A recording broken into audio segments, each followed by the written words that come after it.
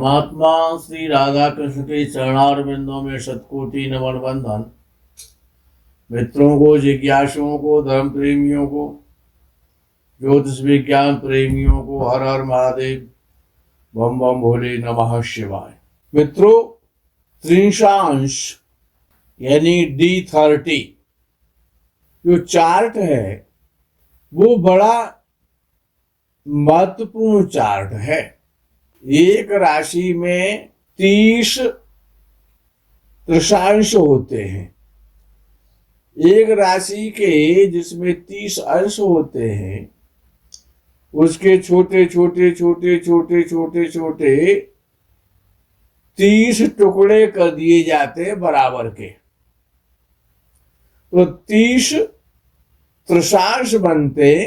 एक विषम त्रिशांश होता है और दूसरा सम त्रिशांश होता है। 30 त्रिशांश होते हैं, विषम और सम। 30 पार्ट है, 15-15 दोनों के लिए। अब विषय ये आता है कि त्रिशांश देखा क्यों जाता है। पहले तो त्रिशांश को समझना आवश्यक है। जैसे कि जन्म कुंडली जातक की सारी कुंडलियों का मिश्रण है, उसमें सब कुछ मिल जाता है। लेकिन जब किसी विषय विशेष को स्पेशल रूप से देखा जाएगा तो उसका वर्ग चार्ट देखा जाएगा। जैसे कि शादी का जो पार्ट है वो लग्न कुंडली में सप्तम भाव है, लेकिन जब उसको स्पेशल रूप से देखोगे तो नवांश कुंडली को देखोगे। ऐसे ही बच्चों के लिए, संतान के लिए लग्न कुंडली में पंचम भाव है, संतान का भाव है। लेकिन जब संतान स्पेशल रूप से देखोगे, संतान कैसी होगी, संतान दुख देगी, संतान सुख देगी, होगी कि नहीं होगी, ये सारा विषय सप्तांश कुंडली बताएगी, जो उसका एक स्पेशल चार्ट है। ऐसे ही जो त्रिशांश कुंडली है D30, वो दुर्भाग्य और जीवन की समस्याएं और अरिष्टों के लिए देखा जाता है।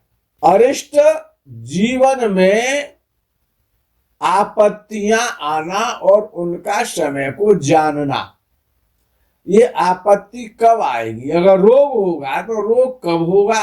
तो ये सारी घटनाएं जो गलत घटनाएं हैं, गलत सूचनाएं हैं, आपत्तियां हैं, विपत्तियां हैं, कठिनाई है, असफलता है, दुर्भाग्य है और अचानक दुर्घटना, एक्सीडेंट आदि, आपदा है, आक्रमण है, आघात है, विश्वासघात है, ये सब आपको D30 से देखना पड़ेगा। CBI का छापा है, CID का छापा है, ED का छापा है, आयकर का छापा है, ये सब त्रिशांश बताएगा आपको।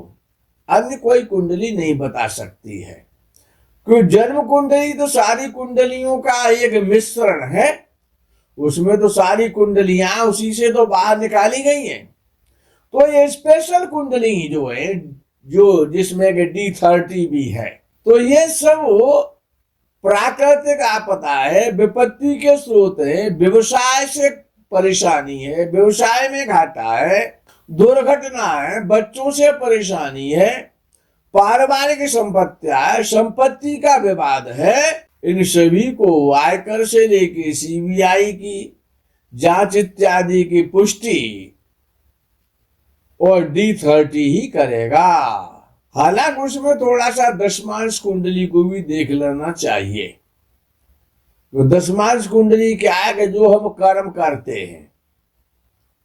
दशांश कुंडली पूर्वजन्म के कर्म नहीं है, इस जन्म में जो हम कर्म कर रहे हैं, तो इसलिए उसमें दशांश कुंडली का दशम भाव और दशम भाव में बैठे हुए ग्रहों को भी आपको देखना पड़ेगा। तो ये सबसे पहला पार्ट है।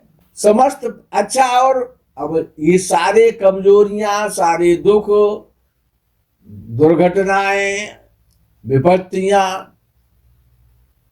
जब जीवन का सुख दुख, बीमारियां, शत्रु, सर्विस लगना, सर्विस छूट जाना, चुनाव हार जाना, असफलता प्राप्त होना, तो ये सारे विषय जब D30 से देखे जाएंगे तो ये तो सब गलत विषय है। तो अच्छे विषय भी तो देखे जाएंगे।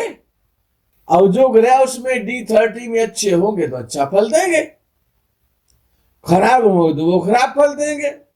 अब कुछ विद्वान ऐसा कहते हैं कि D30 का जो अष्टम भाव है, अष्टम भाव का स्वामी और अष्टम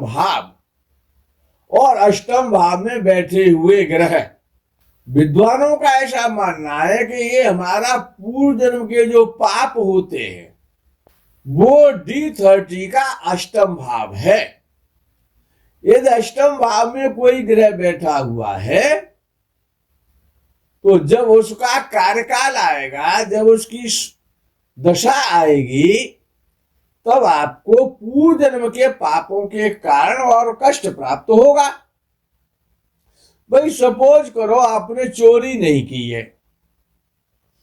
आपने कोई भी गलत काम नहीं किया है, फिर भी आप पर चोरी का दोष लग जाता, चोरी का इल्जाम लग जाता, पुलिस आपको अरेस्ट कर ले जाती है और आपको जेल भेज देती है। आप 2 साल, 4 साल, 2 महीने वो आप जेल में रहते हैं, जबकि वस्तुतः आपने कोई भी पाप नहीं किया था, आपने कोई चोरी नहीं की थी, आप पर झूठा इल्जाम लगा दिया गया।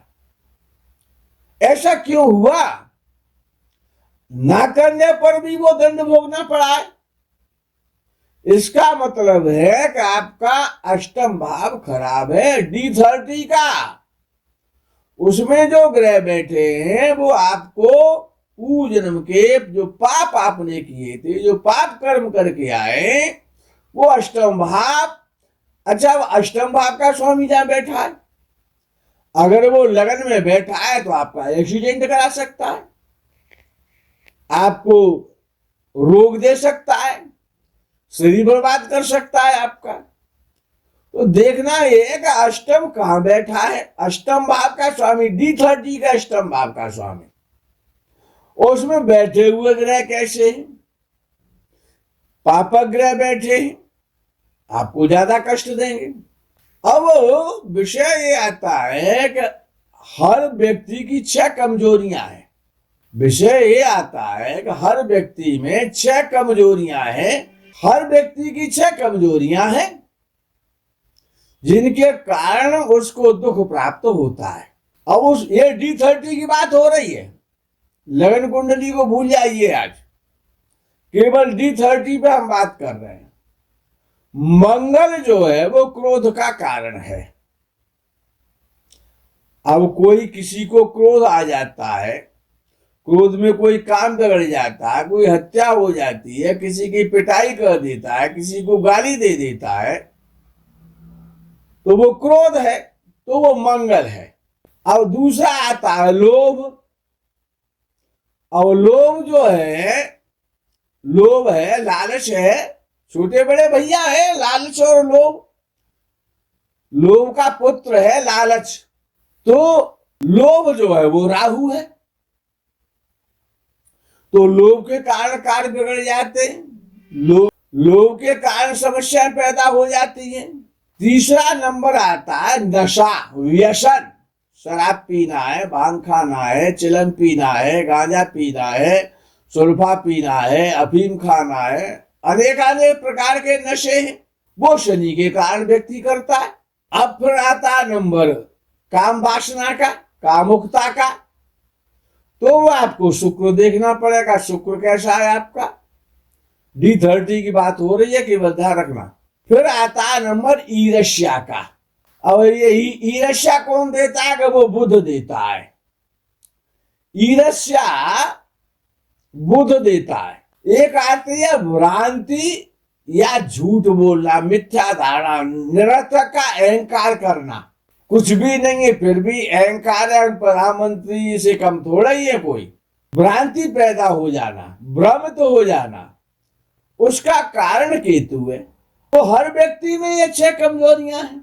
अब ये जब आप D30 चार्ट को देखेंगे तब ये कमजोरियां आपके सामने आ जाएगी। आप में इनमें से कौन सी कमजोरी है? हर कमजोरी का एक ग्रह बना दिया गया है पाराशर जी के द्वारा। अच्छा, ये कमजोरी दूर कब को हो सकती है? भाई हर व्यक्ति अपनी कमजोरी दूर करना चाहता है। भाई नशेड़ी चाहता है कि मैं नशा को छोड़ दूं, क्रोधी चाहता है कि मेरे क्रोध के कारण सब परेशान है और मैं भी परेशान हुआ काम खराब कर लेता हूं। तो ये कमजोरियां तब दूर हो सकती है कि ये ग्रह जिस राशि में बैठे होते हैं उस राशि के स्वामी की साधना की जाए, उस राशि के स्वामी की पूजा की जाए। जिसके घर में ये बैठे हैं, जिस राशि में ये बैठे हैं, उस राशि का जो लॉर्ड है और उसका जो अधिपति देवता है उसकी साधना की जानी चाहिए, उसका अनुष्ठान करना चाहिए, उससे संबंधित कलर पहनना चाहिए, उससे संबंधित पूजा और जप करना चाहिए, तब ये दोष दूर हो पाते हैं। अब जैसे तृषांश का जो पहला भाव है, जिसे तृषांश का लगन कहा जाएगा, D30 का लगन पहला भाव, तो उसमें अगर कोई ग्रह बैठा है, पापक ग्रह बैठा है, तो व्यक्ति के स्वयं के दोषों के कारण वो विपत्ति आती है। उसमें लग्नेश को भी देखना पड़ेगा। लग्नेश किसका? D30 का। तृषांशेष जो है, जो लगन का स्वामी बना हुआ है D30 में, उसको देखना पड़ेगा वो पापक ग्रहों के साथ है या 6, 8, 12 में बैठा हुआ है, कि किसकी दृष्टि है उस पर। अगर वो अच्छी पोजीशन में है तो आपके स्वयं के दोषों के कारण विपत्ति नहीं आ सकती है, आप स्वयं बीमार नहीं हो सकते हैं। चाहे वो अच्छा आपके स्वयं के जो कार्य हैं, भाई वो लगन में बैठे ग्रह बताएंगे D30 में, और D30 का जो लॉर्ड बना है, तृषांशेष बना है, वो बताएगा। अगर तृषांशेष त्रिकोण में बैठा है या केंद्र में बैठा है D30 का स्वामी, तो वो उतना बढ़िया हो जाएगा। और अगर D30 का जो स्वामी है वो 6, 8, 12 में बैठा है, 8 में सबसे ज्यादा गलत फल कर देगा। और दुर्भाग्य से, कि वही तो दुर्भाग्य का ही चार्ट है ना, सौभाग्य का तो चार्ट है नहीं। सौभाग्य को तो उसमें ढूंढना पड़ेगा। तो जो भी समस्याएं हैं, खुशियां हैं, यानी वर्तमान जन्म की जो अपने द्वारा जो समस्याएं पैदा की जाती हैं, वो D30 के लगन में बैठे हुए ग्रह बताएंगे और D30 का लग्नेश बताएगा। वर्तमान जन्म की समस्याएं है कि आप समस्याओं में उलझेंगे या नहीं उलझेंगे। मित्रों, आज के प्रकरण में यही विराम करते हैं। आगे के जो भाव रह गए हैं उनकी व्याख्या आगे की जाएगी। तब तक के लिए इस D30 को बहुत गंभीरता से समझे। विराम। हर हर महादेव, बम बम भोले नमः शिवाय। जय गो माता की।